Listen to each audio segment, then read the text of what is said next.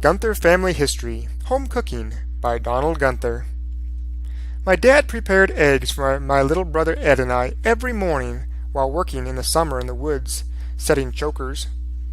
One morning, Ed commented to Dad that he tried to poke his fork into his egg and the fork shot back at him, hitting him in the eye. His egg had been cooked in bacon grease and turned out rubbery. Last breakfast we ever got from Dad. Big brother John enjoyed garlic for the first time in college. Home for a holiday, we watched Mom taking a beautiful steak, dip the steak into flour, put a chunk of butter in the flour, and broil the steak in the oven. John and I kindly asked if we could prepare our own steaks. Mom caught on quickly and asked us if we didn't like her cooking.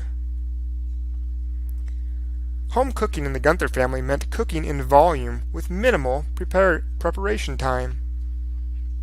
We didn't take much time downing the food either. We could polish off everything Mom cooked in less than 5 minutes. I can't remember ever having leftovers. I first heard the word leftovers watching the show Leave It to Beaver on TV. With a family of 16 mouths to feed, Mom focused on the stomach and not on the palate. She said she didn't learn to cook growing up because her older sister Louise had been the one working in the kitchen with our grandmother. None of us ever disputed her story. We had spaghetti, stew, gona, Spanish rice, roast beef, and chicken, turkey occasionally on holidays, and that was a real treat. My wife can't understand how I can eat so fast and eat the same food day after day. People from big families understand. At least those of us who are not dumber than boxes of rocks.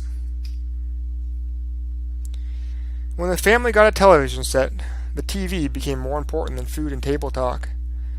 My oldest sister at home, Fitty, saw the problem, but the rest in the family went for the TV set. We never viewed food as having much value. Table talk meant little to us as we'd been brought up at the little guns table and didn't have much conversation anyway. Having Dad and Mom prepare meals for us had been an act of their love.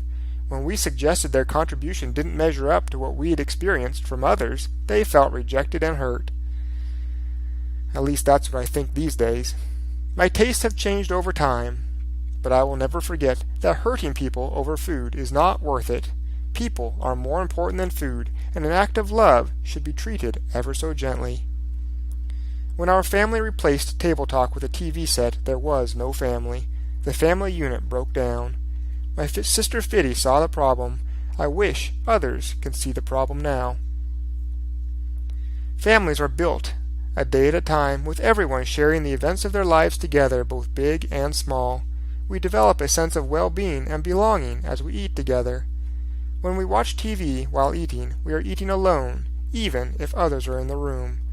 Time together must be spent interacting for connections to be made. I remember at the time, when TV became the center of our family, I had feelings and dreams of being on the outside looking in. Others were in the car, and I, outside looking in, no longer feeling a part of their lives.